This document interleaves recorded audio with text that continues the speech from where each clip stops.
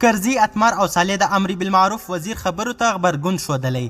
د افغانستان پخوانی ولسمشر حمید کرزي او د بهرنیو چارو پخوانی وزیر محمد حنیف اتمر د طالبانو د امر بالمعروف او نهي عن المنکر د وزیر شیخ محمد خالد وروستیو څرګندونو ته غبرګون ښودلی. شیخ خالد مزار ته د سفر پر مهال ویلي وو چې کرزي عبدالله او فضل حدي مسلمیار له لویو مجرمینو څخه دي، خو دوی اوس د طالبانو تر سیوري لاندې خوندیتوب لري.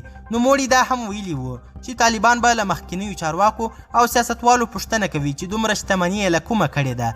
پخوانی ولسمشر حمید کرزي په دې اړه پر خپل ټویټر پاڼې لیکلي، د امر بالمعروف او نهي عن المنکر د وزیر څرګندونې د تبصرې وړ نه ګڼم، خو توصیه ورته کوم چې ملي وحدت او اتحاد او اتفاق د ګران هیواد د عزت او د یو باثباته ملي نظام د جوړېدو لاره ده. د بهرنیو چارو پخوانی وزیر حنیف اتمر په دې اړه داسې غبرګون ښودلی، د امر بالمعروف وزیر څرګندونو د افغانستان ټول سوله غوښتونکي او د ملي اتحاد او اتفاق طرفداران خوابدي او اندېښمن کړي دي. د هغو مشرانو نومونه چې اخیستل شوي دوی د سولې په لاره کې زیات زحمتونه ویستلي او قربانۍ یې ورکړي.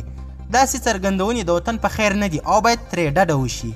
د بیواکه شوي ولسمشر محمد اشرف غني لومړي مرستیال امرالله صالح بیا د طالبانو وزیر په اړه د حمید کرزي غبرګون ستایلی او ویلي چې د طالبانو تر واک لاندې د ارګ لګاون څخه د دوی د یوه بې منطقه وزیر په اړه همدا تر ټولو ښه غبرګون و. طالبانو د خپل دغه وزیر د څرګندونو په اړه څه نه دي ویلي. عزتمنو دوستانو، زیاته مننه چې ویډیو مو تر پایه وکتل. زموږ چینل سبسکرایب او ویډیو مخې ته شیر کړئ. د الله په امان.